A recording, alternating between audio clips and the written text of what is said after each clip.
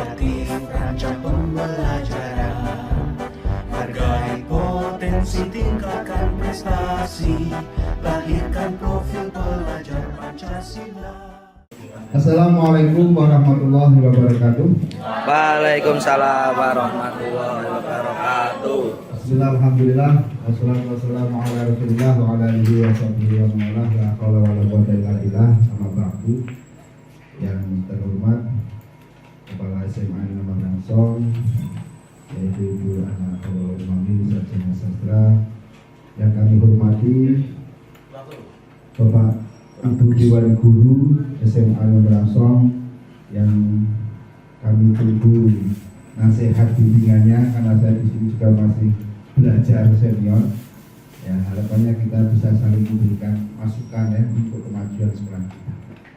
Nah, pada kesempatan kali ini kami mengucapkan banyak beribu-ribu terima kasih kepada Bapak Ibu guru semua sudah meluangkan waktu untuk bisa kita sharing, diskusi bersama kegiatan diseminasi. Semoga kegiatan diseminasi ini itu bisa berjalan dengan baik, lancar, dan bisa memberikan manfaat bagi kita sebagai guru dan juga manfaat kepada SMA Negeri Langsong. Dan juga wabil khusus kami mengucapkan banyak terima kasih kepada Ibu Ana Khairul Umami yang sudah memberikan waktu dan juga memberikan kesempatan waktu sehingga saya bisa menyampaikan pengindasan kegiatan aksi nyata modul 1.4 di Diklat Guru Penggerak Angkatan 5 Kabupaten Kedah.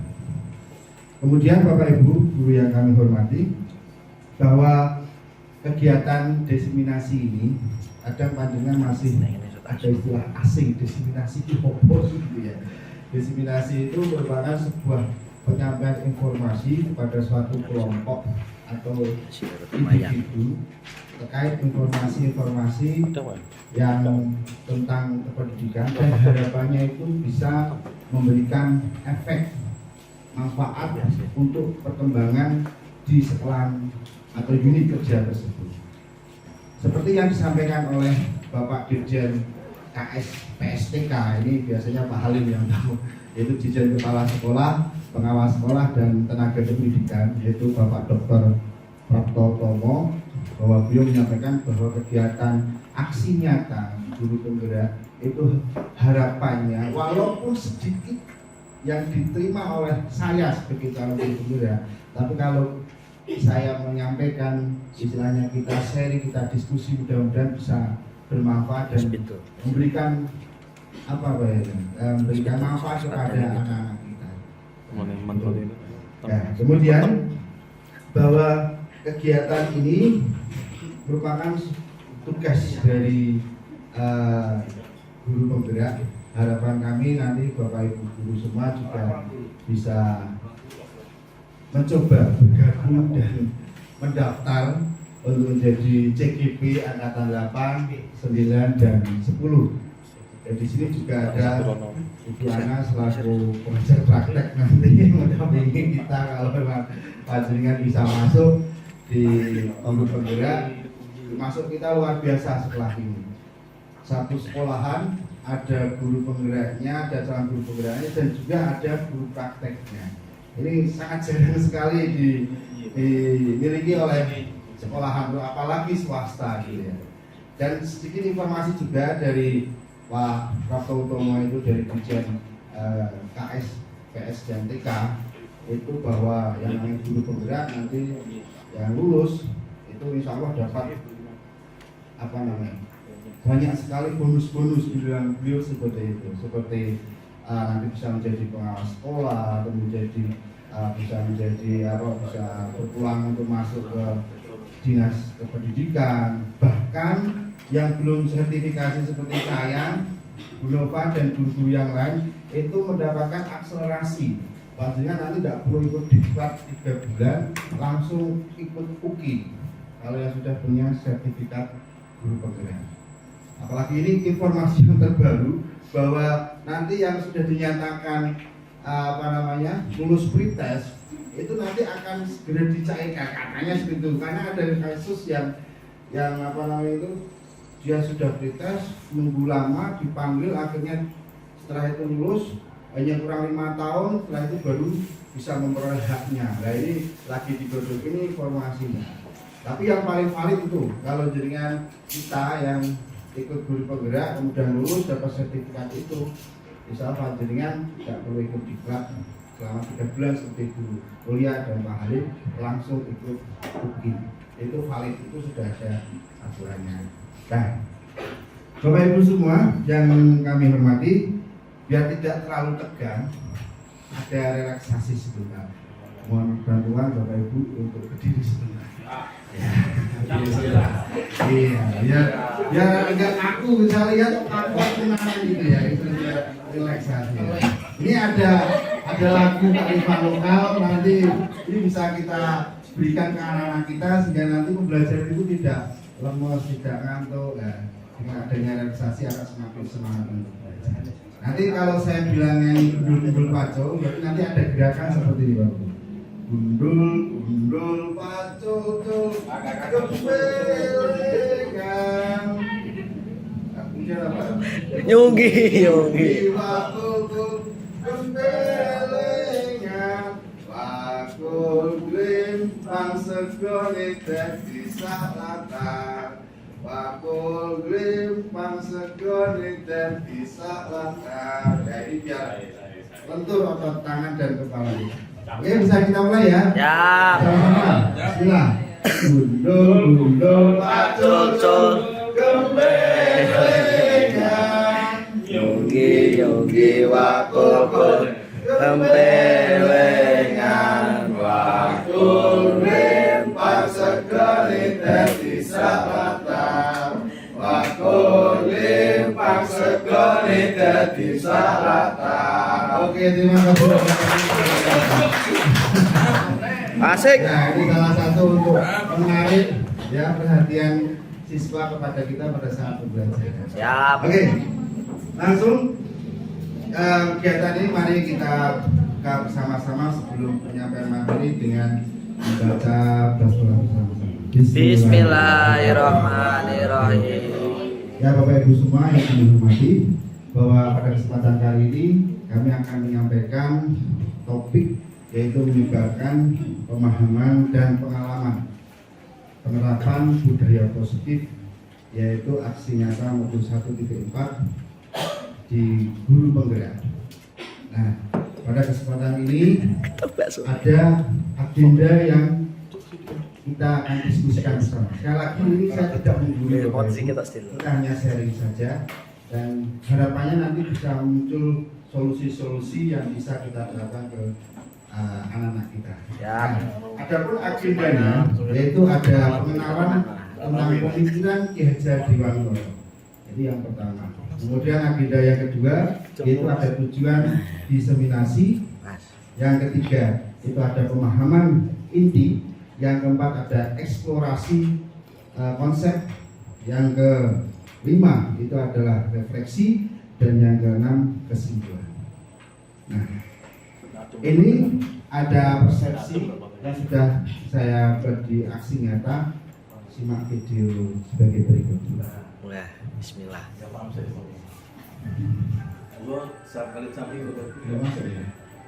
Kok laptopnya gak keluar suara Pak?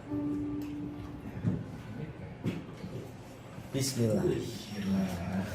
Oh, fotonya gemes ke. Assalamualaikum warahmatullahi wabarakatuh. Silakan. Saya Sarjana Pendidikan calon guru penggerak angkatan 5 di SMA NU 5 Kampung Kabupaten Kendal. Dalam kesempatan ini saya akan mengeksplorasi konsep refleksi diri dalam pemikiran Ki Hajar Dewantara. Pemikiran Ki Hajar Dewantara tentang pendidikan yang saya dapat ambil adalah pendidikan dan pengajaran merupakan usaha, persiapan dan persediaan untuk segala kepentingan hidup manusia, baik dalam hidup bermasyarakat maupun hidup berbudaya. dalam arti yang seluas-luasnya.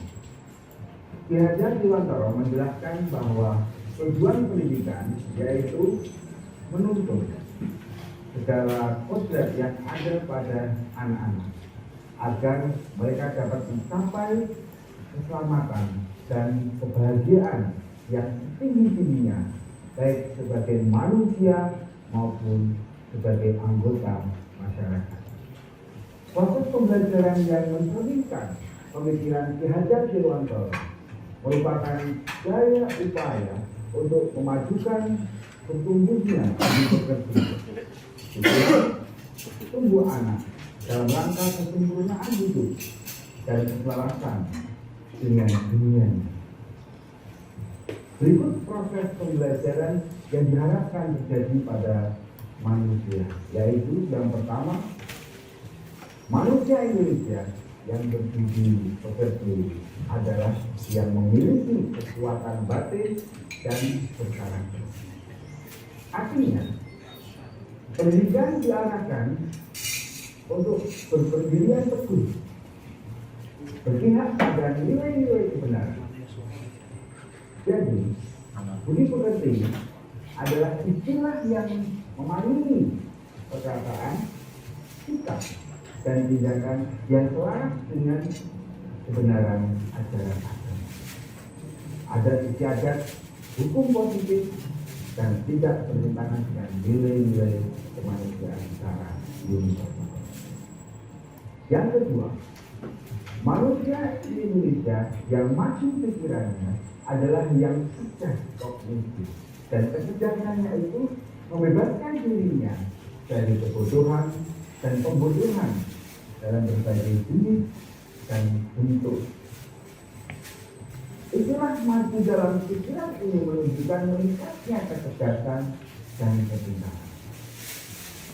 Ketiga, manusia di Indonesia yang mengalami kemajuan pada tataran fisik atau tubuh adalah yang tidak semata-mata sehat secara jasmani, namun mampu mengendalikan dorongan-dorongan turunan tubuh.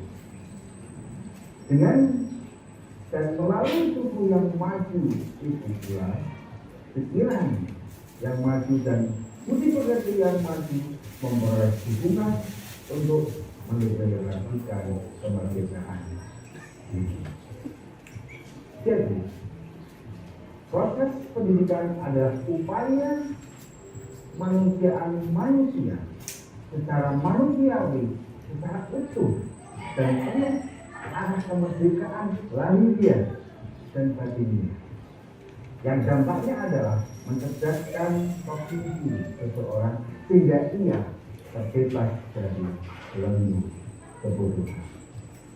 Proses pembelajaran yang mencerminkan pemikiran Ki Hajar Dewantara dapat terwujud adalah melalui upaya-upaya konkret berupa pengajaran dan pendidikan, yaitu memerdekakan aspek badani dan lahiriah manusia dan aspek batinnya. Memerdekakan lahiriah dari sini mengandung makna bahwa pengajaran adalah daya upaya yang signifikan untuk membangun otonomi intelektual seseorang yang kemudian menyadarkan dirinya untuk menegaskan otonomi eksistensi atau batinnya. Kemerdekaan batinnya yaitu membentuk dan mengantarkan seseorang menjadi subjek realitas. Ini memiliki otonomi intelektual, otonomi eksistensial, dan otonomi sosial sebagai anggota masyarakat. Ketiga wilayah otonomi itu menjadi bagian integral identitas diri atau diri. Dari konsep pemikiran Ki Hajar Dewantara tersebut yang sudah saya terapkan di sekolahan adalah memerdekakan belajar siswa secara lahiriah dan batin. Yang pertama, melalui tindakan nyata seperti memfasilitasi para siswa itu sarana dan kebiasaan literasi. Yang kedua, aktualisasi penguatan pendidikan karakter berbasis kelas, sekolah, dan masyarakat. Ketiga, menciptakan lingkungan belajar yang mendukung berpikir kritis dan pemecahan masalah untuk anak.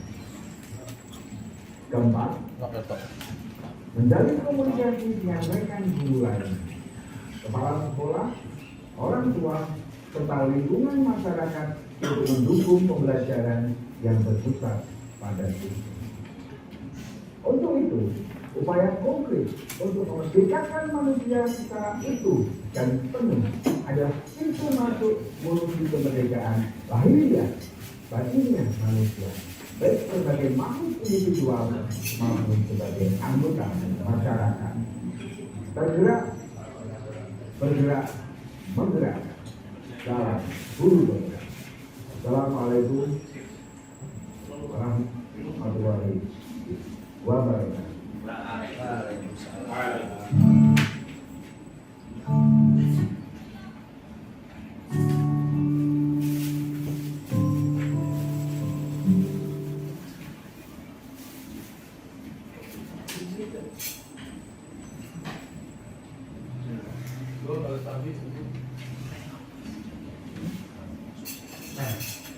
Tadi kaitannya dengan filosofi pemikiran Ki Hajar Dewantara, bisa kita refleksikan bersama ya Bapak Ibu, bahwa dari pemikiran Ki Hajar Dewantara, pendidikan dan pengajaran itu dalam pemikiran beliau merupakan sebuah cara atau proses memerdekakan anak untuk belajar, sehingga anak itu bisa belajar sesuai dengan minat dan kebutuhannya, sesuai dengan kodrat alam dan kodrat zamannya. Dan pemikiran Ki Hajar Dewantara ini juga insya Allah sudah mulai kita terapkan di sekolah kita, seperti adanya kegiatan program-program sekolah kader di situ, bahwa ada kegiatan-kegiatan yang intinya membentuk penguatan karakter pada anak.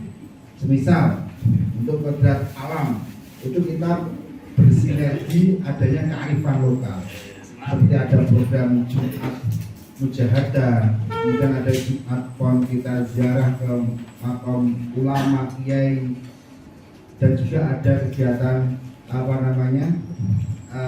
sholat duha di pelajaran keilmuan, dan juga ada amaliyah hasanah anandiyah. Ini merupakan sebuah ciri khas kearifan lokal yang sudah kita terapkan tanpa sepengetahuan kita ternyata.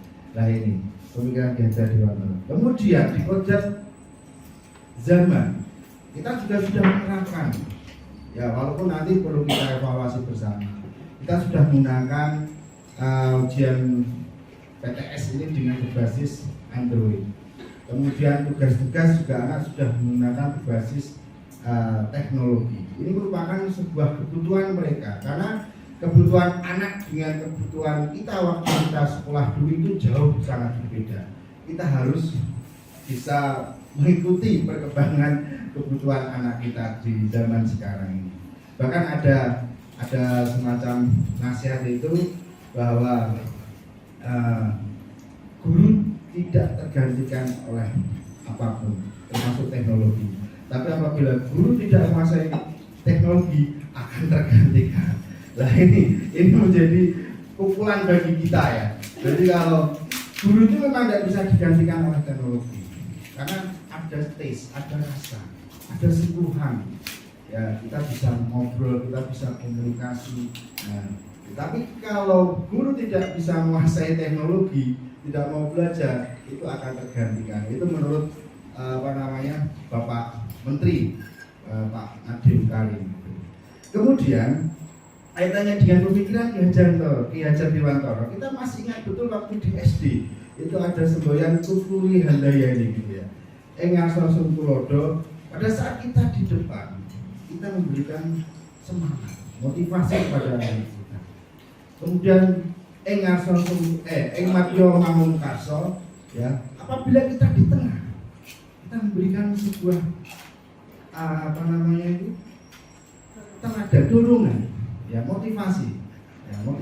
Maaf kalau yang di depan tadi sorry teladan ya contoh.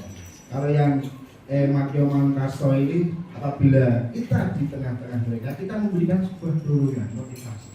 Tuturi Handayani pada saat kita di belakang, kita memberikan sebuah dorongan atau semacam memberikan sebuah motivasi ya kepada anak-anak kita, sehingga anak-anak itu bisa belajar dengan menyenangkan. Karena pemikiran dari Ki Hajar Dewantara, apalagi di kurikulum Merdeka ini, anak tetap menerima pelajaran sesuai dengan bakat, minat dan kemampuannya, dan juga pasti menyenangkan. Itu refleksi dari pemikiran Ki Hajar Dewantara. Nah, di situ sebagai pendukung dalam mewujudkan profil pelajar Pancasila perlu ditanamkan budaya positif di sekolah. Nah, budaya positif itu bisa berupa nilai-nilai seperti tadi, ada nilai religius, kemudian ada gotong royong setiap kita hari Jumat, kemudian ada kegiatan olahraga, yaitu kebiasaan-kebiasaan itu bisa berpihak pada anak dan berdampak bertumbuh kembangnya, ya, menjadi pribadi yang bertanggung jawab, kritis dan penuh hormat. Itu budaya positif yang diharapkan oleh kurikulum Merdeka ini. Kemudian bisa.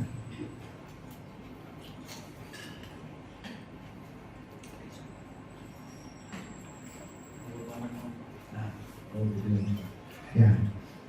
Kemudian tujuan diseminasi ini yaitu yang pertama, tercapainya visi sekolah, ya, untuk mewujudkan siswa yang berkarakter sesuai dengan profil pelajar Pancasila. Kemudian yang kedua, mewujudkan sekolah berbudaya positif untuk menghargai nilai-nilai kemanusiaan secara keseluruhan atau universal. Kemudian yang ketiga, membudayakan pemikiran, pemahaman, belajar sesuai teori kontrol di sekolah. Dan yang terakhir, menanamkan kedisiplinan diri yang positif kepada siswa melalui praktek restitusi. Nah, nanti kita juga akan belajar bersama cara menangani anak yang bermasalah. Ini juga ada nanti pas buat kita sebagai guru mapel dan juga wali kelas juga. Ini bisa kita praktekkan nanti di kehidupan belajar anak-anak. Oke. Kemudian hal yang terpenting dalam budaya positif di sekolah itu apa? Nah, ini Bapak Ibu guru sebagai pamong atau pendamping di kelas ataupun di sekolah menuntun murid dalam belajar. Ya, Bapak Ibu guru diharapkan bisa menjadi inisiator, ya, inisiator untuk mewujudkan budaya positif di sekolah yang berpihak pada murid. Nah, mengapa budaya positif itu perlu diwujudkan? Nah, ini ada pertanyaan pemantik di sini. Nah, pertanyaan pemantiknya ada video yang saya siapkan, makanya ini kegiatan ini kita agak santai, ada penyampaian teori, ada juga penyampaian video-video biar lebih variatif. Coba ini simak video berikut ini.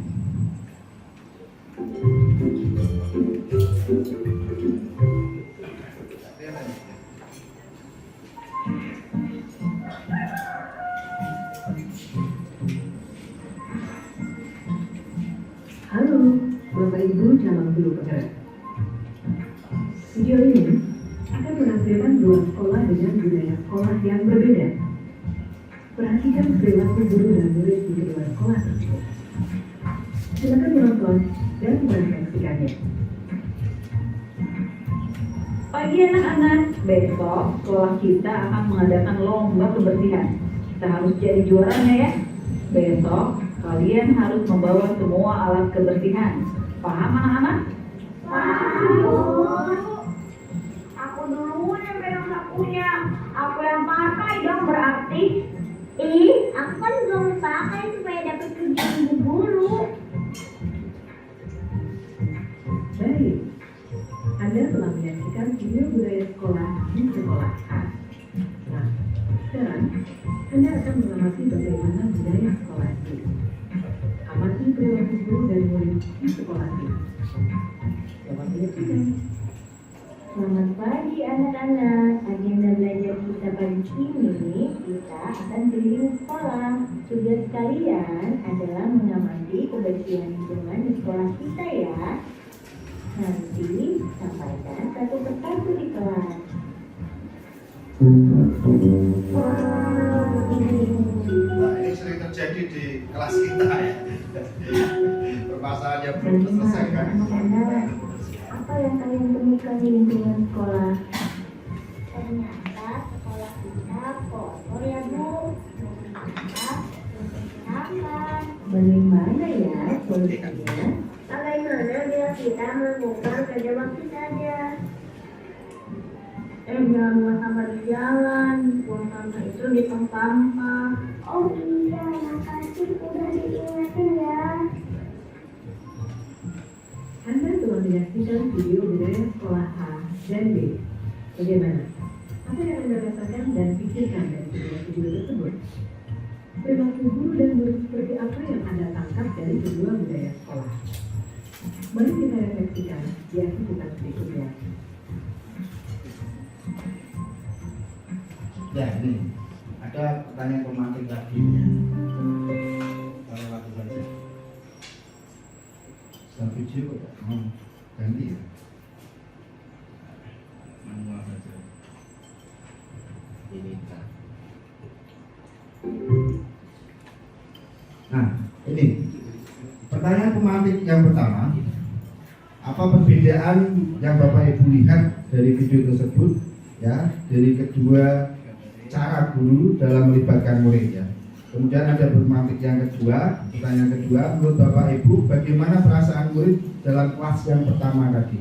Ada lombanya itu ya. Kemudian pertanyaan kedua, bagaimana perasaan murid dalam kelas yang kedua tadi? Diajak keliling di kelas atau di area sekolah. Kemudian yang keempat yaitu kedua kelas tersebut, kelas manakah yang menciptakan budaya positif? Ada yang ingin menyumbangkan suaranya? Di dua kelas tersebut, mana yang menerapkan budaya positif? Ini BK biasanya sudah memahami kaitannya dengan restitusi. Bagaimana Pak Umam? Yang sudah menerapkan budaya positif itu kelas A atau B? Menurut jenengan? Kepedesan ya. Oke, kita simak bersama-sama saja ya, bahwa refleksi dari video tersebut ya, bahwa budaya positif di sekolah dapat kita pelajari, yaitu berdampak baik pada perkembangan tumbuh anak. Nah, aktivitas guru mengajak murid berkeliling di sekolah itu merupakan sebuah upaya untuk memberikan pendidikan karakter kepada anak sehingga bisa tercipta budaya positif. Anak itu tahu kaitannya dengan permasalahan yang dihadapi di kelas itu apa. Oh, kaitannya dengan kebersihan. Sehingga tanpa harus kita adakan lomba kebersihan kelas, anak itu punya kesadaran diri untuk menciptakan ruang kelas yang representatif, yang nyaman, yang bersih, yang rapi. Ya, itu harapannya dari kegiatan budaya positif tersebut seperti itu. Nah, ini aktivitas tersebut menumbuhkan karakter yang bernilai kritis pada murid. Dengan demikian bahwa sekolah merupakan institusi pembentukan karakter.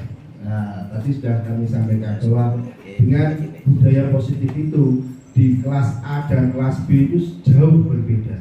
Kalau di kelas A itu seolah-olah dipaksa. Di sekolah resik diajari lomba, itu biasanya pemikirannya Pak Umam seperti itu.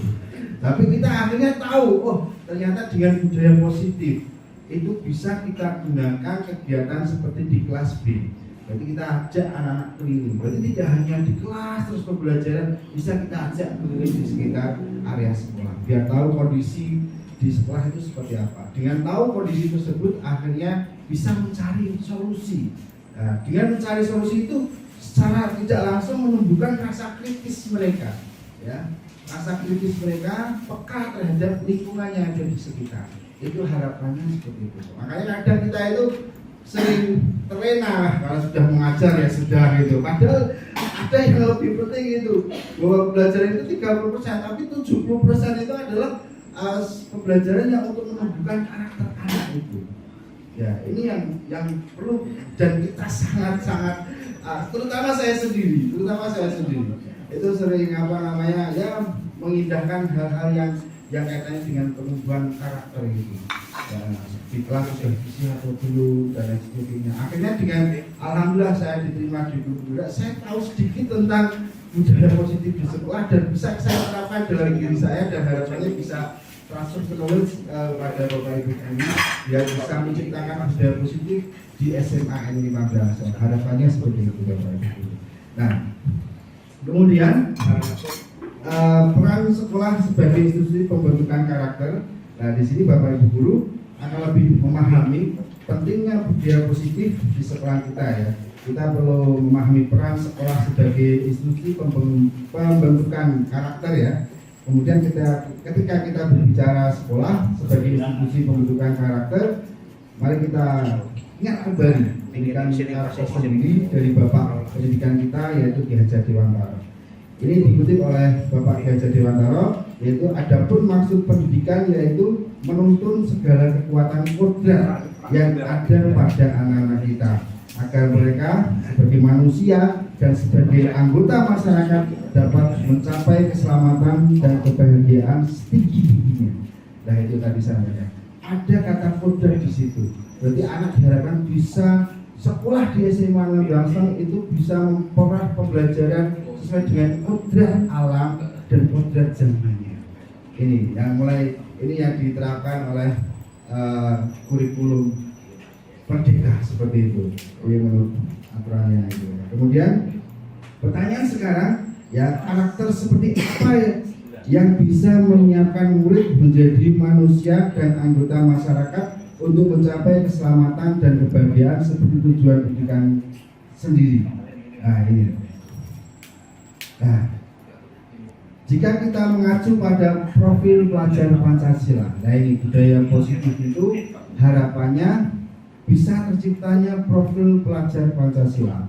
Nah, profil pelajar Pancasila itu adalah pelajar Indonesia merupakan pelajar sepanjang hayat yang memiliki kompetensi global dan berlaku sesuai dengan nilai-nilai Pancasila. Nah, apakah nilai-nilai profil pelajar Pancasila itu? Ada 6 poin, sudah pernah disampaikan oleh Pak Halim waktu IHT ya, in-house training. Yang pertama, beriman dan bertakwa kepada Tuhan Yang Maha Esa. Kemudian berakhlak mulia. Yang kedua itu mandiri. Yang ketiga bergotong royong. Yang keempat kebinekaan secara global. Yang kelima bernalar kritis. Dan yang terakhir adalah kreatif. Harapannya poin-poin itu bisa kita terapkan di sekolah kita sehingga kita bisa memenuhi sesuai dengan instruksi dari pemerintah yaitu profil pelajar Pancasila. Nah, pada kesempatan kali ini untuk bisa mencapai profil pelajar Pancasila, kita akan berenang, kita akan berjalan mengeksplor ya konsep budaya positif. Bagaimana saya bisa menerapkan budaya positif dalam diri saya sebagai guru atau sebagai kepala sekolah atau sebagai wali kelas atau sebagai BK atau sebagai stakeholder di sekolah. Ya ini penting sekali. Nah, yang pertama itu ada disiplin positif dan nilai-nilai kebajikan secara universal. Kemudian eksplorasi konsep yang kedua itu ada teori motivasi, hukuman, penghargaan dan restitusi. Ini pas untuk BK, bahkan bisa bagi wali kelas juga. Tapi ini konteksnya nanti semua, tidak hanya untuk BK ataupun untuk wali kelas, bahkan kita sebagai guru ini wajib tahu bagaimana cara menangani anak yang bermasalah. Kita masih perlu belajar bersama ya. Kemudian yang ketiga itu ada keyakinan kelas. Nah, keyakinan kelas. Kemudian yang keempat ada kebutuhan dasar manusia dan dunia berkualitas. Yang kelima ada restitusi, 5 posisi kontrol, dan yang keenam ada restitusi, segitiga restitusi. Ini Bu Ana sudah paham karena beliau sudah mengikuti diklat selama 3 minggu paham 5 kontrol ini. Mohon maaf kalau ada kesalahan nanti bisa dibenarkan ya Bu. Ya, oke. Yang pembelajaran yang pertama itu disiplin positif dan nilai-nilai kebajikan secara universal. Nah, perubahan pandangan kita tentang teori kontrol itu yang pertama, guru bisa mengontrol murid, itu pasti ya, itu harus kita tanamkan mindset kita. guru harus bisa ngontrol. Kalau tidak, wah biar kelas itu wono sing pencolotan, sing bekel itu pasti terjadi.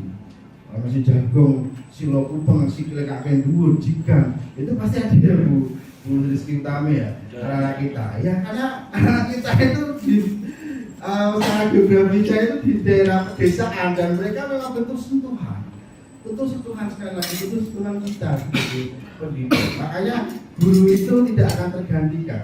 Gitu. Nah, kemudian bisa mengkritik, membuat orang merasa bersalah dan menguatkan karakternya.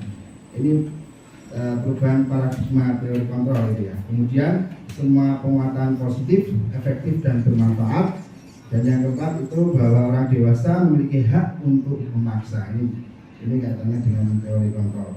Nah, dari perubahan paradigma stimulus respon dan teori kontrol. Kalau dulu itu kita kenal ada teori tabula rasa itu ya, bahwa anak itu dibaratkan seperti kertas putih.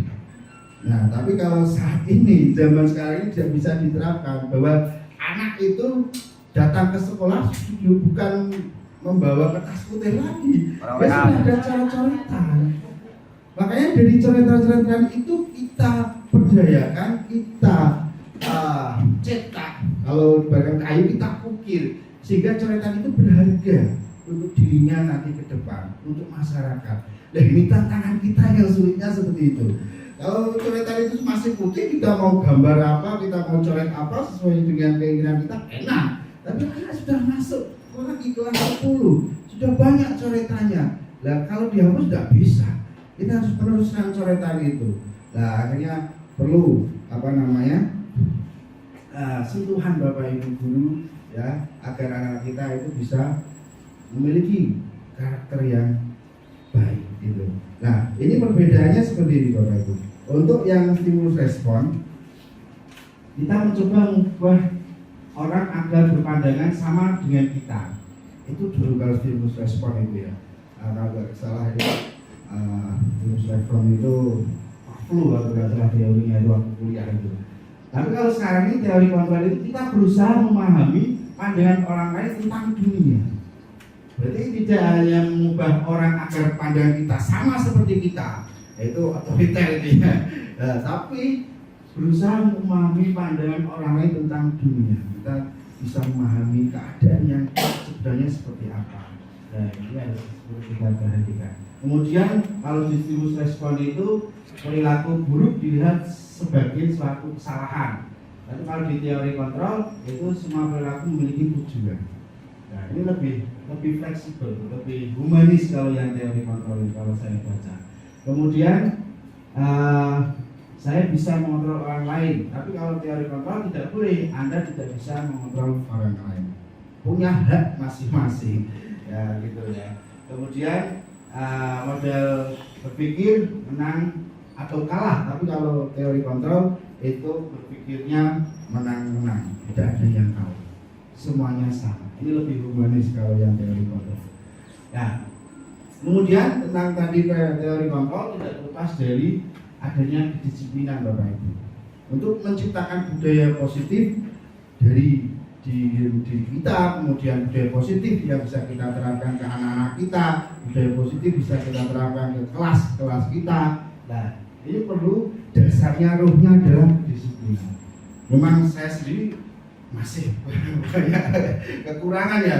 Kita makanya di sini kita introspeksi. Saya bukan menggurui Bapak Ibu, tidak. Saya hanya ini sharing saja. Saya yang selama pelatihan 1 bulan untuk modul 1 itu ya saya sharingkan kepada Bapak Ibu guru dan kita saling mengisi. Kalau ada kesalahan, ada kekurangan, kita saling melengkapi. Harapannya dengan satu tujuan untuk kebaikan, untuk kemajuan sekolah yang kita banggakan ini. Ya, gitu.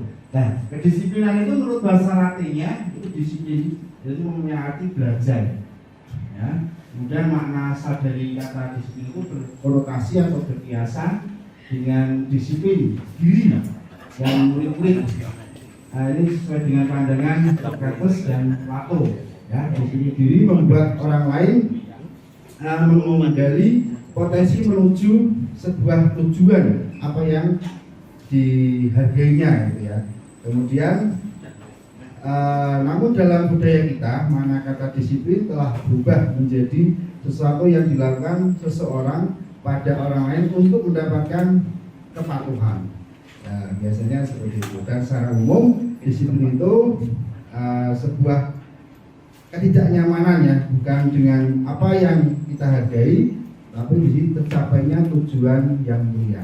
Harapannya dengan jiwa disiplinan itu kita bisa memiliki karakter yang baik dan juga bisa memberikan uswah kepada anak-anak kita. Harapannya seperti itu pandangannya. Nah, kemudian nilai-nilai kebajikan, ya, nilai-nilai kebajikan adalah sifat-sifat manusia secara positif yang tujuannya mulia, ingin mencapai individu. Ya, nilai-nilai tersebut bersifat universal dan lintas bahasa, suku bangsa, agama maupun latar belakang. Nah, katanya dengan nilai-nilai kebajikan ini, menurut teori kontrol ya, Dr. William Glasser, di situ setiap perilaku perbuatan memiliki satu tujuan. Ada tujuannya. Nah, menurut Dr. William Glasser ini kalau post-test itu muncul dan di guru penggerak itu muncul ini. Kemudian mengaitkan nilai-nilai kebajikan yang diyakini seseorang, maka motivasi intrinsiknya akan terbangun. Nah, ini motivasi intrinsik ini Jim Gosen. Ya, ini perlu mulai kita budayakan agar anak-anak memiliki motivasi intrinsik. Motivasi itu ada dua, motivasi ekstrinsik dan motivasi intrinsik. Kalau motivasi ekstrinsik itu motivasi akibat adanya sebuah respon, contohnya seperti kelasnya kotor. Kalau tidak bersih, saya tidak akan mengajar seperti saya yang biasa seperti itu. Akhirnya anak-anak itu membersihkan, ya, karena ada sebuah perintah. Nah itu dia motivasi membersihkan itu karena ekstrinsik dari luar. Tapi beda dengan anak-anak kalau sudah berbudaya, ada keyakinan kelas dan itu sudah dipatuhi bersama, sudah disepakati bersama bahwa kelas itu harus bersih dan sesuai dengan jam piketnya. Anak dengan kesendiriannya dia membersihkan sendiri. Dia sesuai dengan jadwal piketnya. Nah itu merupakan sebuah motivasi intrinsik, tidak perlu dioke-oke lagi. Dan itu tujuan dari disiplin positif, budaya positif yang dimaksud seperti itu. Nah, ini nilai-nilai profil pelajar Pancasila sudah kita sampaikan tadi. Kemudian di proyek nilai-nilai kebajikan ini banyak sekali Bapak Ibu. Sehingga dengan adanya nilai-nilai kebajikan itu dengan implementasi budaya positif di sekolah kita, di kelas kita, itu bisa menciptakan anak-anak yang peduli, yang rajin, berintegritas, rasa hormat kepada kita, kemudian kebersihan, santunan, semangat, dermawan, kejujuran, kedamaian, ya, gotong royong, rendah hati, keteguhan hati, dan pengertian. Ini akan tercipta dengan adanya budaya positif tersebut. Ya, itu kaitannya dengan budaya positif ya. Kemudian pembelajaran yang kedua yaitu ada teori motivasi, hukuman, penghargaan dan restitusi. Nah ini materi ini sangat menyenangkan sekali dan ini bisa kita terapkan kita sebagai guru di kelas ataupun sebagai wali kelas juga, bahkan lebih cocok bisa ke BK juga. Nah, teori motivasi ini contoh ya, untuk menghindari ketidaknyamanan hukuman, apa yang akan terjadi apabila saya tidak melakukannya. Nah ini ada motivasi eksternal karena dari luar ada semacam ancaman. Aku narak makan, aku nak telat, kon melayu oleh Pak Umam, kon push up oleh Pak Umam. Akhirnya dia mendapat motivasi untuk datang tepat waktu karena dari eksternal, dari luar. Nah ini contohnya seperti itu. Kemudian untuk mendapatkan imbalan, aku butuh sinal, butuh peringkat 3 besar paralel, beri aku untuk prestasi. Nah akhirnya prestasi itu bukan karena kesadarannya, kebiasaan budaya positif yang dilakukan keseharian anak-anak kita, tapi kan ada imbalan. Itu motivasi ekstrinsik dalam diri. Nah, tapi yang sejatinya yang diharapkan oleh Ki Hajar Dewantara memang itu sangat sulit sekali ya, karena kita sudah terbiasa dengan pemikiran-pemikiran yang dulu, yaitu untuk menghargai diri, saya akan menjadi orang seperti apa bila saya melakukannya. Ya, ini ada kesadaran dirinya. Aku boleh untuk piala, boleh untuk prestasi, peringkat. Intinya tugas saya belajar dan belajar. Nah, itu motivasi intrinsik dalam dirinya. Dia tidak lagi mengharap imbalan ataupun hukuman. Dia bisa menjadi punya budi karakter yang baik. Ya itu. Dia tidak ada imbalan apapun itu. Nah, ini katanya dengan merdeka ya. Itu menurut PHD, yaitu merdeka itu artinya tidak hanya terlepas dari perintah, akan tapi juga cakap ya buat memerintah diri sendiri. Berarti orang mau ngomong tapi iso ngelakoni. Ini caranya seperti itu. Bisa memberikan contoh. Harapannya merdeka seperti Bapak pendidikan kita, Pak PHD itu ya, kita harus menjadi sebuah uswah, contoh bagi guru-guru, contoh bisa menjadi sebagai anak-anak kita di rumah, ataupun contoh bisa untuk menjadi anak-anak kita di sekolah kita itu. Nah, ini yang sering kita dengar, bahkan ini asing juga bagi Bapak Ibu guru, yaitu tentang restitusi. Ini kalau Bu Ana sudah kelotok pasti.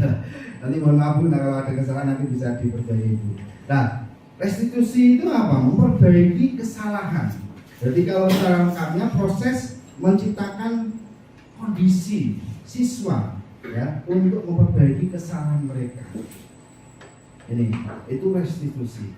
Nah, restitusi sendiri membantu murid berpikir tentang apa yang ingin dicapai ya. Dengan adanya restitusi memperbaiki kesalahan dirinya, akhirnya dia bisa introspeksi diri, bisa mulai ya memilah-milah ini yang baik, ini yang hak, ini yang batil. Yaitu itu kaitannya garis besar dengan restitusi seperti itu. Ya, ini contoh sebentar lagi. Nah, ini ciri-ciri restitusi Bapak Ibu.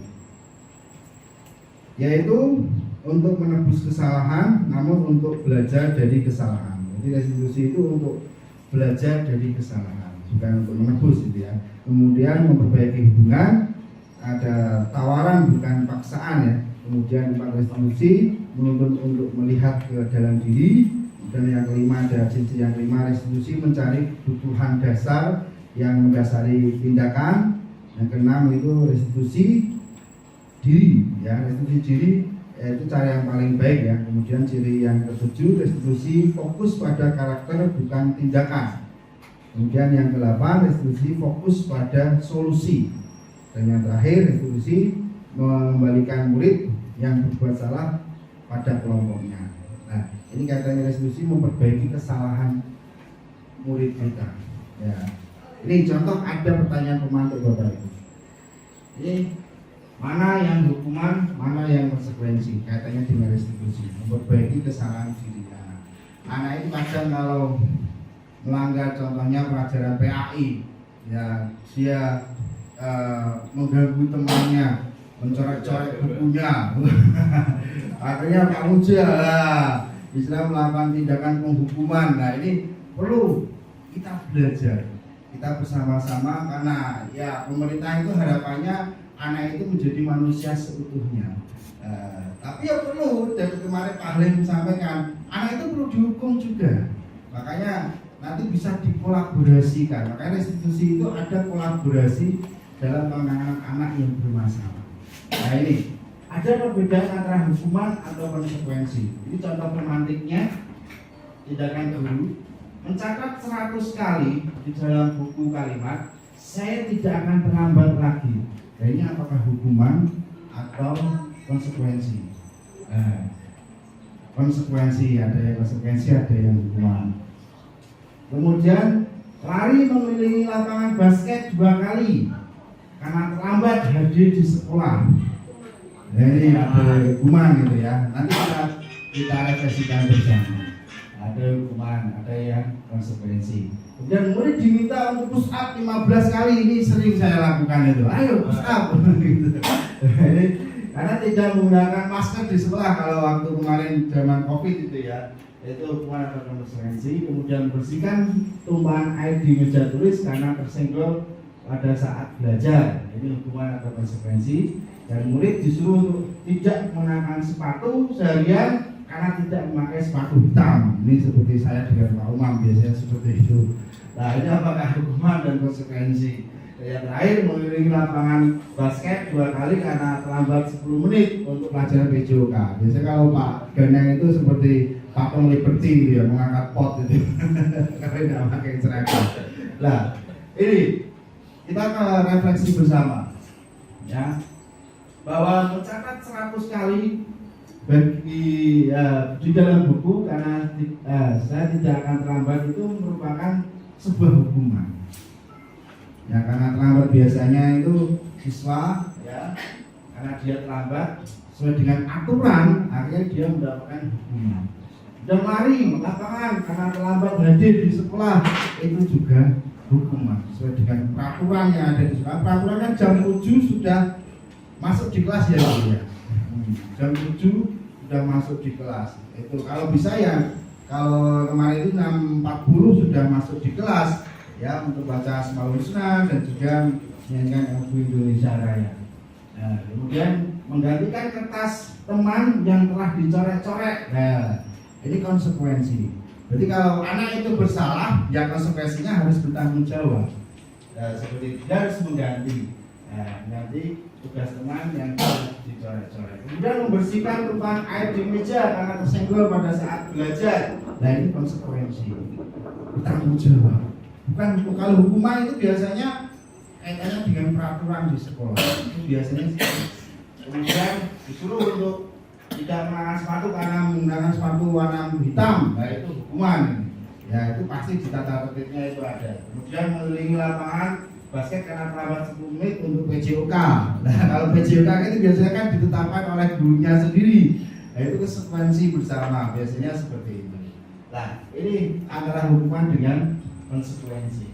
Nah, tadi ya, bahwa perbedaannya kalau hukuman itu sesuatu yang menyakitkan, ya, tapi kalau konsekuensi sesuatu yang harus terjadi.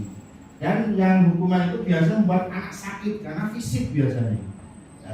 Dengan jangka waktu lama, tapi kalau konsekuensi buat anak merasa tidak nyaman tapi jangka waktunya pendek. Nah, untuk membenci kedisiplinan, karena dihukum mesti bocah itu berontak.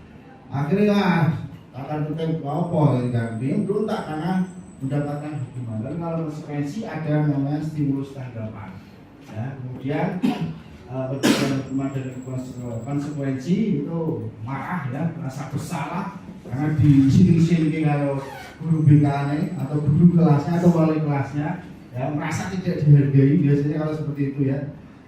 Kemudian kalau konsekuensi ya kehilangan anak dibuat tidak nyaman, diasingkan, tapi ini bersifatnya sementara. Nah, ini antara hukuman dengan konsekuensi. Kalau melihat ini kan lebih manusianya itu mah jadi konsekuensi daripada hukuman, karena hukuman itu mencederai tidak hanya fisik tapi juga psikis anak. Ini sudah saya lakukan juga. Saya sering melakukan hukuman kepada anak-anak, seperti disuruh kalau baju tidak masuk, push up 50 kali yang terlambat dan lain sebagainya. Akhirnya saya sadar, oh, saya salah ternyata menerapkan ke anak. Anak akhirnya marah pada saya.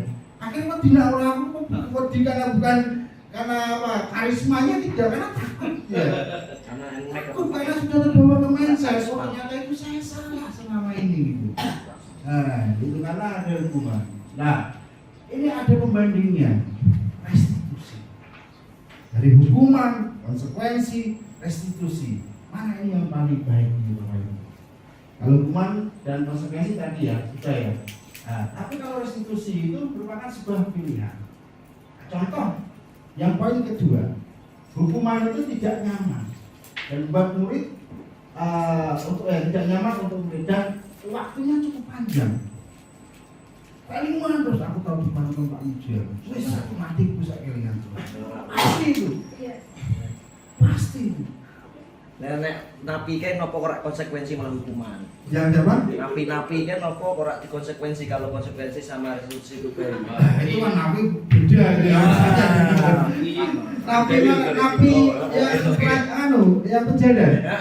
Oh, itu kemungkinan konsepnya beda. Konsep kita kan lingkupnya di sekolah. Karena kan ke pendidikan. Iya.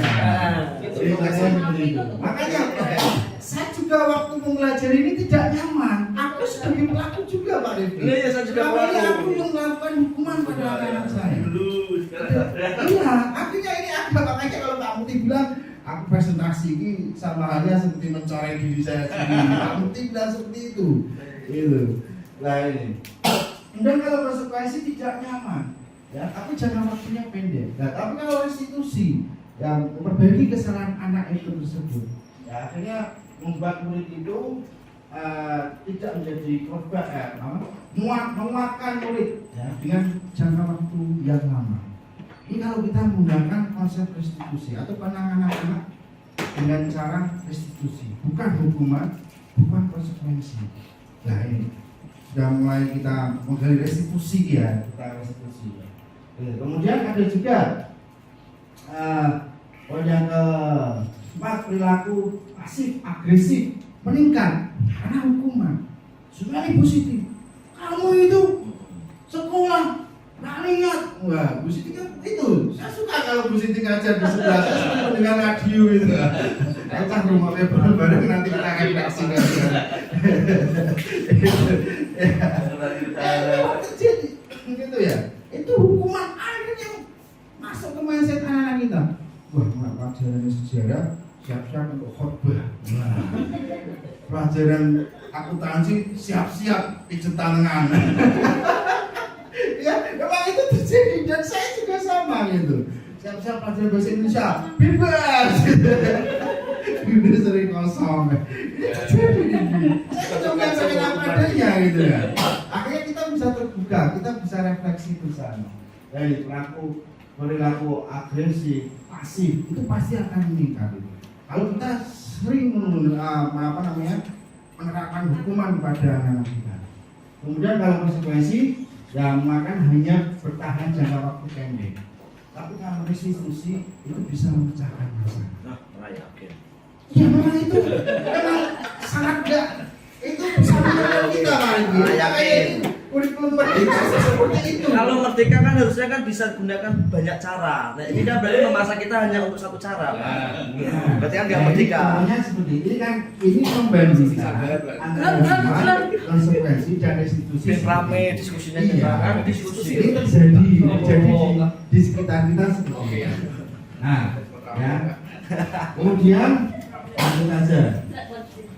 Ini pembelajaran yang ketiga, ya. Pembelajaran yang ketiga, yang tiga lagi, yang kelas. Nanti akan mengerucut. Bodoh ada 6, itu cepet ya. Yang kelas ini masih hubungan dengan institusi, ya hubungan dengan institusi tadi. Memperbaiki kesalahan siswa, ya itu. Yang kelas. Kurang 2 lagi Pak. 20. Ya. Keyakinan kelas itu merupakan sebuah budaya positif yang perlu kita kembangkan karena nanti itu akan berdampak pada motivasi intrinsik pada diri anak. Akan makin ekstrinsik. Aku personal pengen untuk beasiswa. Aku pengen berlatih biar untuk peringkat juara dan untuk beasiswa. Aku pengen telat udah senangnya dulu Pak. Aku telat daripada telat. Ya contohnya seperti itu. Itu akhirnya motivasi dia motivasi ekstrinsik, bukan dalam diri anak. Nah, ini keyakinan kelas seperti itu. Ini contoh keyakinan kelas. Seperti apa keyakinan kelas? Kita simak bersama Bapak Ibu.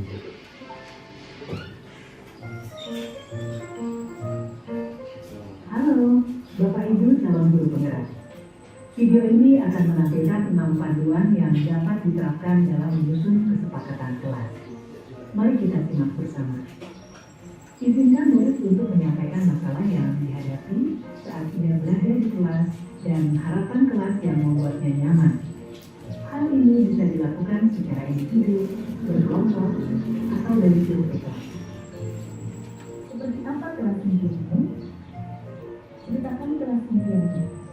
Bagaimana kondisi kelas, teman-temanmu, dan guru impianmu? Bertanyalah harapan tentang kelas. Apa yang diharapkan tentang kondisi kelas, tentang gurunya, dan teman-teman kelas. Kemudian tulis hasil diskusi tersebut di papan atau dalam poster. Hal ini memberi kesempatan murid dilibatkan dalam mengatur kelas. Cara ini menjadi lebih efektif dibandingkan hanya memberitahukan hal apa saja yang dilarang dilakukan. Menurut kalian, apa yang harus kita semua lakukan untuk mencapai kelas impian kita? Lakukan diskusi untuk mendapatkan umpan balik dari murid. Perjelas tentang kesepakatan kelas. Penting jika kesepakatan kelas berisi aturan yang murid percaya dan bisa dilakukan, baik sebagai individu maupun dalam kelompok. Pastikan bahwa semua daftar memang diperlukan dalam proses belajar mengajar. Jika ada yang terlewati, pandu murid untuk menambahkan tujuan lain yang terlupakan atau menghapus tujuan yang tidak utama. Buatlah poster atau tabel yang menampilkan kesepakatan kelas yang disetujui di akhir. Kesepakatan kelas dibuat dapat berupa panduan tingkah laku berupa kata yang positif. Misalnya, jangan berlari berubah menjadi berjalan dengan hati-hati. Hindari kata jangan dan dilarang. Pada poin pertama, murid sepakat saling mendengarkan antara guru dan murid. Guru bisa menuliskan berupa gambaran tingkah laku yang diharapkan dari kesepakatan. Misalnya, kami, guru dan murid yang saling menyayangi. Buatlah penekanan pada sifat positif dalam kesepakatan kelas tersebut, yaitu saling menyayangi. Pada poin kedua, murid sepakat. Murid aktif dan semangat saat belajar. Guru bisa menuliskan berupa gambaran tingkah laku yang diharapkan dari kesepakatan. Misalnya, kami murid yang semangat belajar. Buatlah penekanan pada sifat positif dalam kesepakatan kelas tersebut, yaitu semangat. Pada poin ketiga, murid sepakat saling membantu jika ada yang mengalami kesulitan.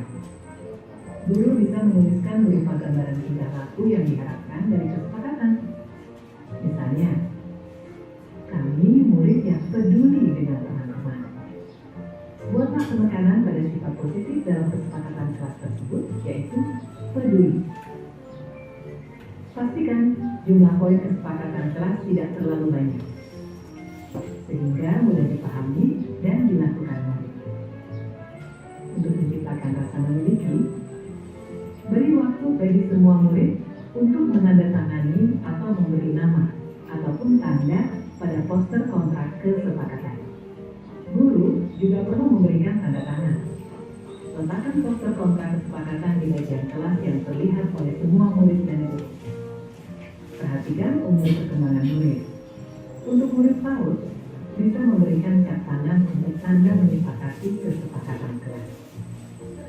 Lakukan refleksi secara rutin terkait kontrak kesepakatan kelas yang sudah disusun. Tanyakan siswa terkait perkembangan penerapan aturan dan tentukan apakah ada hal yang perlu diubah atau diperbaiki. Apakah kesepakatan kelas ini sudah bisa dilakukan? Sudah Bu, tapi kadang masih ada yang kita ngobrol. Ayo kita diskusikan lagi mengapa hal ini sulit dilakukan. Baik Bu. Lakukan proses ini terutama saat pertama, awal tahun ajaran baru. Kedua, saat ada murid yang melakukan hal yang tidak sesuai kesepakatan. Ketiga, sebelum menjalankan aktivitas baru. Keempat, ketika awal masuk sekolah setelah libur panjang. Proses ini tidak akan pernah berhenti dan akan selalu dikembangkan. Seperti proses belajar yang terus berlangsung selama kita hidup. Semangat mencoba!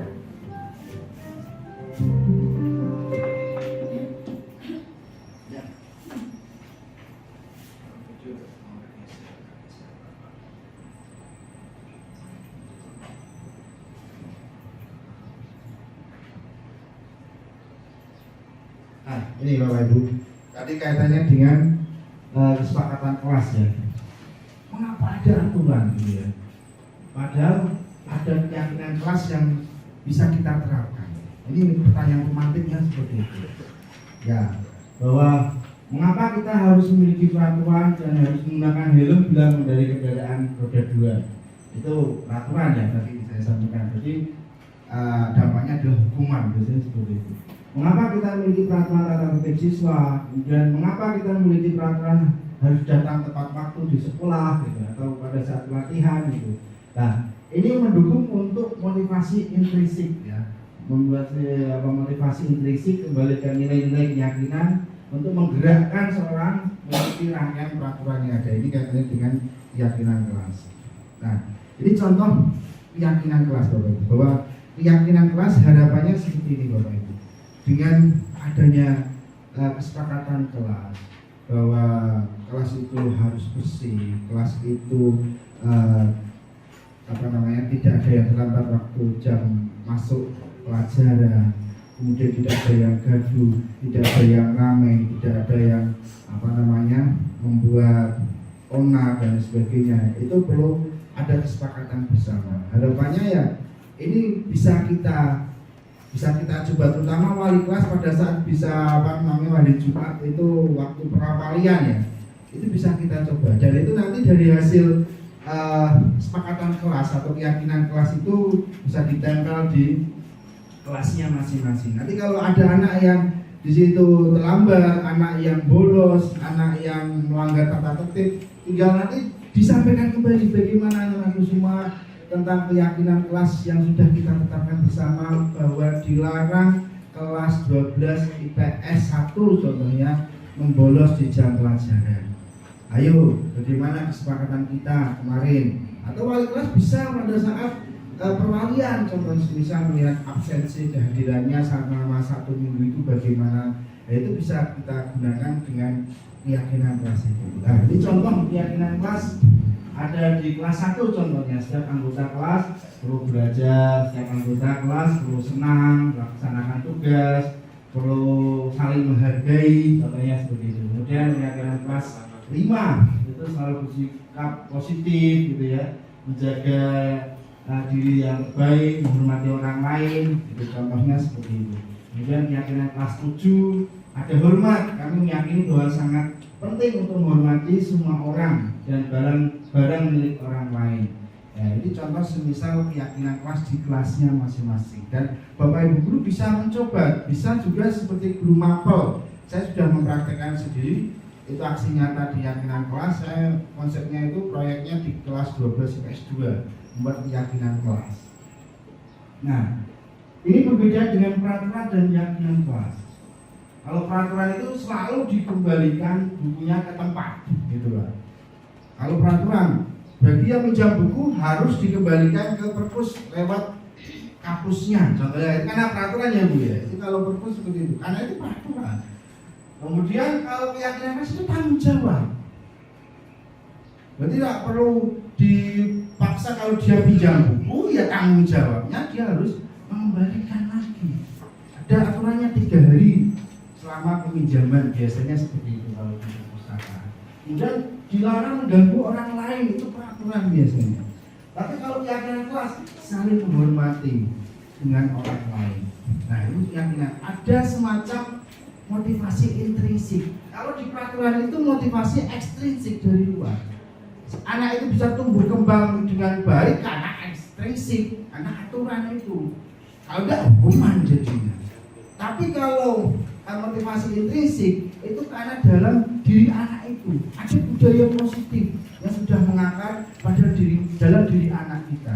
Jadi dengan apa? Dengan adanya contoh-contoh bagi kita sebagai pendidik, memberikan uswah kepada anak-anak kita sehingga bisa menjadi suri teladan, bisa menjadi sebuah budaya positif, dan itu harapannya bisa diterapkan di sekolah kita. Jadi kemudian menggunakan narkoba, itu peraturan ya. Padahal keyakinannya narkoba itu bukan masalah aturan, itu masalah kesehatan. Contohnya semisal seperti itu. Dan jangan berlari di kelas atau koridor. Nah, ya itu intinya keyakinan kelasnya untuk keselamatan dan keamanan. Ini kaitannya dengan keyakinan kelas seperti itu. Nah, ini contoh saya membuat keyakinan kelas di kelas 12 IPS 2.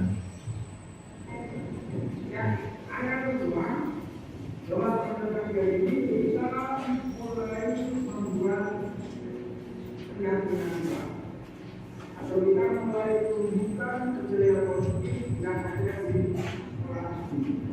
Nah, untuk yang kita Biar anak sendiri yang mencari keyakinan kelas tersebut.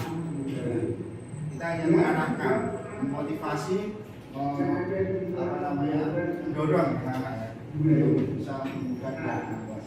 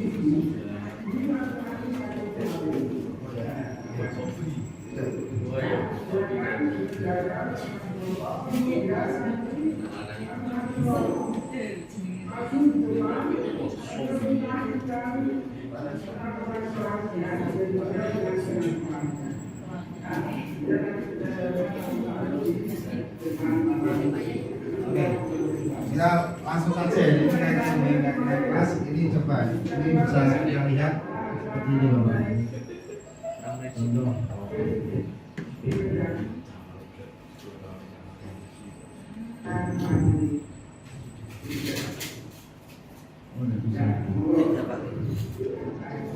Nah ini ada kegiatan diskusi, artinya bisa tercipta pemikiran yang kritis ke anak-anak, biar anak itu bisa memecahkan masalah sendiri.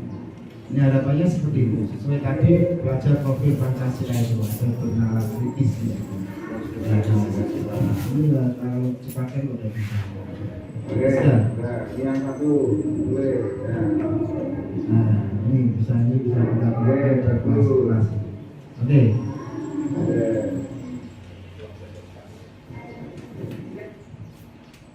Nah, bahwa keyakinan kelas ini penting sekali Bapak Ibu, ya agar kita bisa menjadikan anak itu sadar dengan sendiri, tidak perlu dioyak-oyak, wahai jamaah itu sudah menjadi tanggung jawabnya. Gitu. Karena sekarang ini masih kita ya saya harus muter-muter. Nah ini perlu proses yang sangat panjang kaitannya agar anak itu memiliki motivasi implisit, ya punya kesadaran bisa sholat jamaah tanpa dipaksa. Ini sangat sulit sekali ini. Ini tugas kita bersama. Nah, kemudian kaitannya dengan bertahan hidup ini bahwa kebutuhan hidup itu ya untuk kesehatan, rumah dan makan ini secara umum ya, bukan untuk bebas, bukan untuk kesenangan, ini kaitannya dengan kebutuhan hidup. Nah ini ada 5 posisi kontrol, ini yang perlu kita tanamkan ke anak-anak. Ini sekali lagi video ini selesai, kita refleksi selesai gitu ya. Jadi sangat penting harus kita selesaikan ini pada video ini agar kita tahu bagaimana cara menangani anak yang bermasalah. Jika lihat video ini pasti akan bisa mencari solusinya.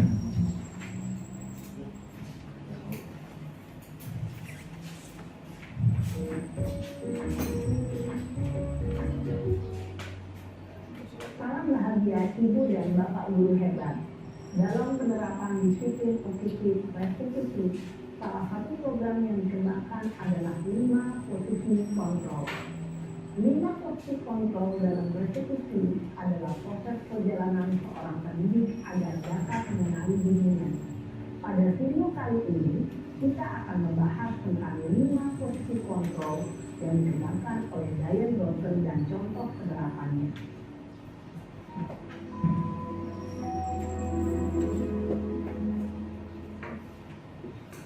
Lima posisi kontrol itu adalah 1. Posisi penghukum. 2. Posisi pembuat merasa bersalah. 3. Posisi teman. 4. Posisi pemantau atau monitor. Dan 5. Posisi manajer. Untuk lebih memahami kelima posisi tersebut, mari kita saksikan kasus Naren yang terlambat hadir 20 menit di sekolah dan melihat bagaimana kelima posisi kontrol dalam menghadapi masalah tersebut. Ini ada perbandingan videonya, ini bisa kita pelajari bersama. Ini yang penghukum, posisi penghukum. Ini dampaknya negatif. Ada tentang enak. Sini kamu. Seperti ide. Persis begini ini. Maaf Bu, saya Apa coba? Alasan kamu apa lagi? Kapan sih kamu tidak terlambat? Malah sekalian saya dasar pemalas. Gak kapok sih kamu. Sudah berapa kali terlambat? Erik kurang. Harus beli lapangan basket 2 kali. Kenapa saya harus beli lapangan basket, Bu? Kenapa? Kamu melawan ibu. Berani-beraninya jawab. Sudah terlambat, masih berani jawab pula. Sekarang, keliling lapangan basket 5 kali sekalian. Biar kapok. Pergi sana ke lapangan basket. namanya mindsetnya anak. Posisi penghukum biasanya berbicara dengan nada tinggi, menghardus, menunjuk-nunjuk, menyakiti, dan menyindir. Hukuman bisa berupa fisik maupun psikis. Ibu dan bapak guru hebat. Dampak yang terjadi pada murid ketika guru berada pada posisi penghukum adalah murid cenderung akan memberontak, bahkan menyimpan dendam. Pedang ya. Orang seneng keluarga. Nah, ini yang posisi kontrol yang kedua, rasa bersalah.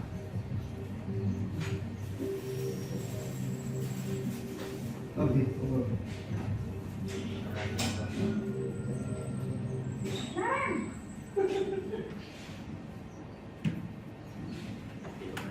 Apa Bu?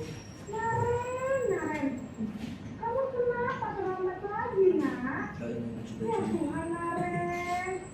Kamu senang ya bikin ibu susah ya? Kalau kamu terlambat lagi, nanti ibu yang ditegur bapak kepala sekolah, nak. Disangka ibu tidak bisa membina kamu. Duh, gimana ini? Maaf Bu. Duh, Gusti Naren. Kamu suka ya kalau ibu tegur bapak kepala sekolah sih? Terus, sekarang ibu harus tulis apa ini di buku absen? Ini kamu sudah sering terlambat loh. Ibu harus apa coba? Maaf Bu, maaf sekali. Ya sudah, lain kali jangan Namanya menjadi ya. psikisnya menjadi Ini aku satu lagi pokoknya ya, ini down. terus. Rasa bersalah dan pesimis dalam kehidupannya lebih pesimis. Maaf ya Bu, maaf sekali. Ada kata maaf sekali. Posisi penjaga bersalah berbicara dengan nada tenang, cenderung menunduk. Namun kata-kata yang dibicarakan membuat murid merasa menjadi orang yang gagal, memandang buruk dirinya sendiri, merasa tidak berharga, dan tidak sanggup membahagiakan orang lain.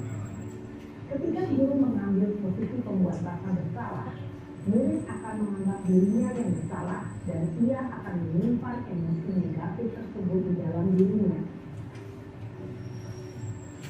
Ya, ini posisi teman ini mulai positif ya. Tapi kalau yang dua itu negatif dampaknya. Ini juga harus pintar-pintar Bapak Ibu guru cara mencari penanganan anak di proses kontrol ini.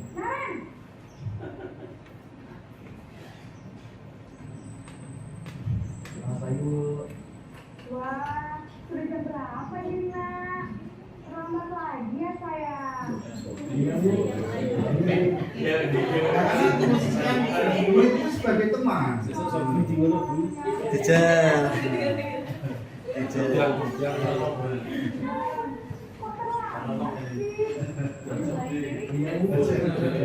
Bangun tadi. Jadi biarpun saya lagi kencang, tetap beresin ya Bu. Ya sudah salam. Mami, doain kau. Doain kau bisa mandi ya. Biar gak terlambat lagi. Bisa lah Bu. Ya sudah salam. Ini dampaknya itu anak nanti akan dia akan lebih condong suka pada salah satu guru yang dia telah berikan guru. Ada suara ramah, akrab, cenderung bersendal gurau untuk Ini masih menjaga positif. suasana tetap santai. Murid akan merasa senang, aman, dan akan tak seperti saat ada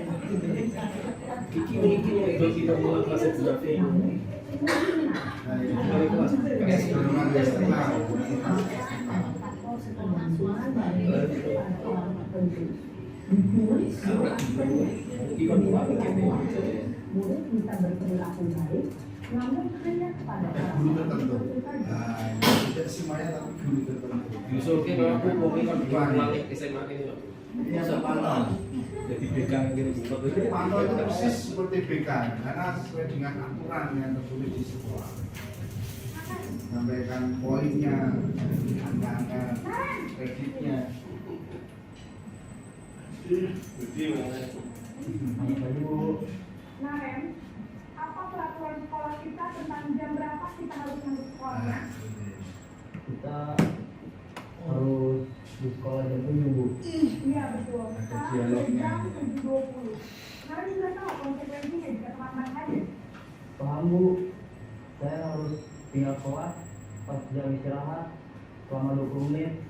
Iya benar, konsekuensinya demikian. Jadi nanti jam 9.30 pas istirahat, kamu harus tinggal di kelas, kerjakan tugas tambahan untuk ketertinggalan kamu, ya?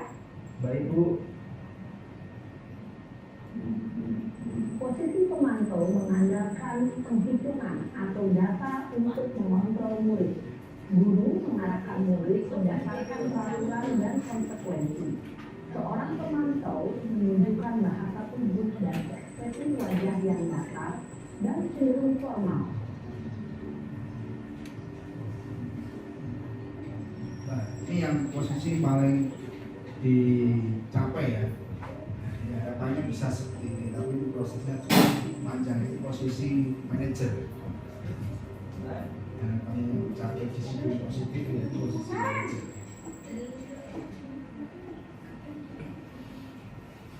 Selamat pagi Bu. Selamat pagi, Naren. Nah, ada komunikasi komunikasi Saya terlambat.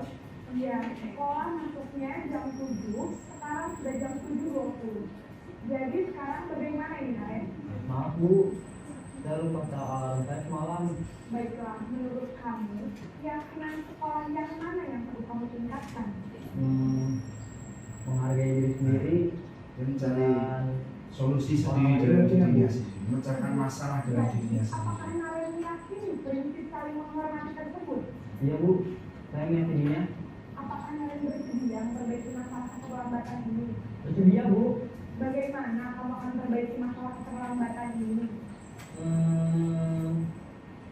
Saya akan coba untuk tidak lupa mengecal alarm saya Bu. Baik, kalau nanti kamu minta alasan di rumah, Kalau itu aja kalau Semua. orang alami. Kayak gitu. Orang yang buat baik. Jadi adalah Kak Emma dan Ibu Hadia. Kira-kira Om Effendi. Singapura juga luar negeri malah.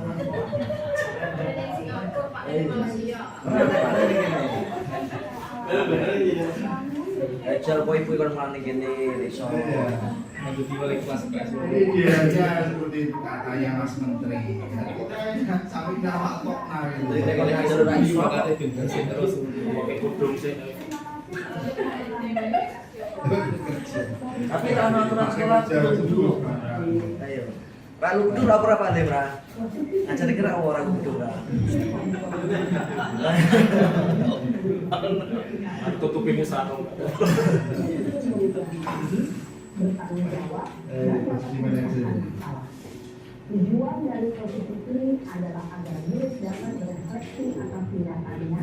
Guru akan menuntut memberikan pertanyaan-pertanyaan bermakna, sehingga membuat murid dapat belajar dari kesalahannya dan mencari sebuah solusi untuk menjadi. Ibu beberapa guru setelah mengamati adegan kelima posisi kontrol tadi, kira-kira posisi mana yang paling ideal? Posisi mana yang dapat menunjukkan motivasi untuk murid? Ya, tentu posisi manajer. Posisi ini memang posisi ideal yang paling dipilih setiap pemilih. Pada posisi inilah, Sedang lagi Effendi juga. Kalah sobat. Ya, ini langsung aja ya. Ya. Ini katanya dengan tadi refleksinya, di bawahnya saja dampaknya pada anak. Kalau kita menghukum itu akan mengulangi kesalahan lagi, anak itu akan mengulangi kesalahan lagi. Kemudian kalau kita menangani anak dengan merasa bersalah, dia merasa rendah hati, pesimis, minder, karena dia menyangka dirinya sendiri. Tapi kalau bersekutu teman itu lemah, anak itu tidak mandiri, tergantung pada gurunya yang dia sukai. Biasanya seperti itu. Kalau yang memantau, dia menitikberatkan pada sanksi atau hadiah yang dirinya. Nah, ini kalau yang manajer itu bisa mengevaluasi dirinya, bisa memperbaiki dirinya sendiri, cara memperbaiki diri sesuai dengan permasalahan yang dimiliki. Berikutnya, nah ini lanjut saja. Ini 5 posisi kontrol yang sudah saya buat, yaitu posisi manajer. Nah, ini refleksi bersama Bapak Ibu bahwa praktek penerapan disiplin sehari-hari kita di sekolah, di kelas, kita akan kembali ke posisi 5 posisi kontrol itu. Apakah menggunakan posisi kontrol teman, pemantau, atau manajer. Nah, namun perlu disadari bahwa tujuan akhir dari 5 posisi kontrol itu yaitu mencapai posisi manajer harapannya. Akhirnya anak itu akan memperbaiki dirinya sendiri, akan bisa menyelesaikan masalah dari apa yang dialami oleh anak itu. Ya, sehingga harapannya itu dengan posisi manajer itu anak itu bisa menjadi pribadi yang mandiri, merdeka, bertanggung jawab, dan berperilaku dan sikapnya akhirnya menciptakan lingkungan yang positif, aman dan nyaman. Nah, ini kaitannya dengan 5 posisi kontrol dari kegiatan restitusi, pengimbasan, yaitu penerapan budaya positif yang di modul 1.4. Itu yang dapat kami sampaikan. Ini seharusnya ada 1 materi, tapi ini hampir sama seperti restitusi. Jadi restitusi 3/3, ya itu sama. Nanti saya share di grup, nanti Bapak Ibu bisa membaca kembali. Ataupun video aksi nyata bisa kita lihat di YouTube yang sudah saya share Bapak Ibu semua. Itu yang dapat kami sampaikan. Sebelumnya kami mengucapkan banyak terima kasih dengan doa jazakumullah khairan katsira pada Bapak Ibu semua. Mudah-mudahan kebaikan Bapak Ibu semua dibalas oleh Allah Subhanahu wa taala. Amin ya Allah. Apabila dalam penyampaian saya masih banyak kesalahan dan minta banyak waktu panjenengan, mohon maaf karena saya juga masih belajar, dan kalau ada yang ditanyakan bisa, mudah-mudahan tidak ada ini. Mudah-mudahan itu bermanfaat bagi kita semua. Saya akhiri, wassalamualaikum warahmatullahi wabarakatuh. Terima kasih Bapak Ibu, monggo bisa dinikmati. Kita beri tepuk tangan untuk kita semua. Assalamualaikum warahmatullahi wabarakatuh. Alhamdulillah sudah dilaksanakan aksi nyata calon guru penggerak oleh guru kami Bapak Mahbub Mujahidin, calon guru penggerak angkatan 5 berkaitan dengan aksi nyata modul 1.4. Harapannya dengan aksi nyata yang dilakukan oleh Bapak Mahbub Mujahidin memberi dampak positif, memberi pengetahuan baru bagi guru-guru di SMA NU 05 Brangsong yang lain untuk melaksanakan budaya positif, melaksanakan keyakinan kelas. Harapannya guru tidak lagi menjadi seorang guru yang otoriter, tetapi guru yang berkolaborasi dengan murid, yang mengajak murid untuk berperan serta menentukan apa yang membuat belajar di kelas menjadi menyenangkan. Anak-anak disiplin berangkat dari dirinya sendiri, bukan dari paksaan, bukan karena peraturan sekolah.